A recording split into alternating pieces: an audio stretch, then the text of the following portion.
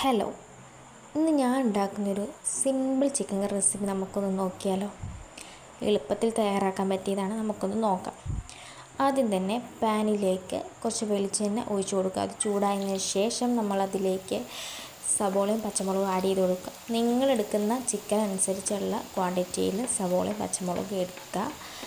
അതിനുശേഷം ഇത് നല്ലതുപോലെ ഒന്ന് ഇളക്കി യോജിപ്പിക്കുക. അതായത് നല്ലതുപോലെ ഒന്ന് വാടി വരണം. വാടി വരുന്നതിന് ഞാൻ കുറച്ച് ഉപ്പും കൂടി ഇതിലേക്ക് ആഡ് ചെയ്യുന്നുണ്ട്. അതാകുമ്പോൾ ഇന്ന് പെട്ടെന്നൊന്ന് നമുക്ക് വാടി കിട്ടും. അതിന് വേണ്ടിയാണ് നമ്മൾ ഉപ്പ് ആഡ് ചെയ്യുന്നത്.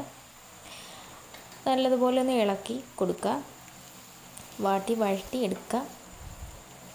അതിനുശേഷം നമ്മളിതിലേക്ക് ഞാൻ ടൊമാറ്റോ പേസ്റ്റും ഇഞ്ചി വെളുത്തുള്ളി പേസ്റ്റും കൂടി ഞാൻ ഉണ്ടാക്കി വെച്ചിട്ടുണ്ട്. അത് ആഡ് ചെയ്തു. അതെനിക്ക് റെക്കോർഡ് ചെയ്യാൻ പറ്റിയില്ല, അതുകൊണ്ടാണ് കാണിക്കാഞ്ഞത്. പിന്നെ അതിന് ശേഷം ഞാനിതിലേക്ക് മഞ്ഞൾപ്പൊടി, മുളക് പൊടി, മല്ലിപ്പൊടി, ചിക്കൻ മസാല, പിന്നെ കുറച്ച് കാശ്മീരി മുളക് പൊടിയും കൂടി ഞാൻ ആഡ് ചെയ്തിട്ടുണ്ട്.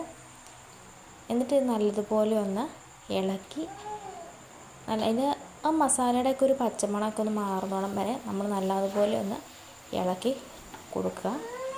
ഇളക്കി നല്ലതുപോലെ ഒന്ന് മിക്സ് ചെയ്ത് എല്ലാം കൂടെ ഒന്ന് മിക്സ് ചെയ്ത് ഇളക്കി എടുക്കുക.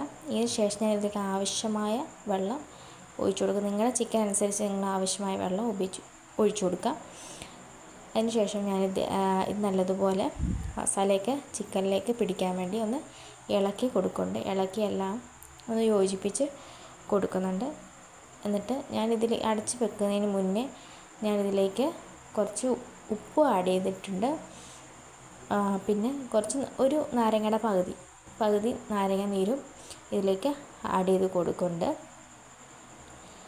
എന്നിട്ട് നമ്മളിത് അടച്ച് വെച്ച് ഒരു 10 മിനിറ്റ് നമുക്കിത് ഒന്ന് വേകാൻ വേണ്ടി വെയിറ്റ് ചെയ്യാം. വേഗം വെയിറ്റ് ചെയ്ത് അതിന് ശേഷം ഞാനിത് തുറന്ന് നോക്കി. അപ്പം വെള്ളമൊക്കെ വറ്റി എല്ലാം സെറ്റായിട്ടുണ്ട്. സിമ്പിളായിട്ട് ഉണ്ടാക്കാൻ പറ്റിയതാണ്, എളുപ്പത്തിൽ തയ്യാറാക്കാൻ പറ്റിയതാണ്. നിങ്ങളൊന്ന് ട്രൈ ചെയ്ത് നോക്കുക. ഇഷ്ടപ്പെട്ടാൽ ഷെയർ ചെയ്യുക, സബ്സ്ക്രൈബ് ചെയ്യുക. അപ്പോൾ ഓക്കേ.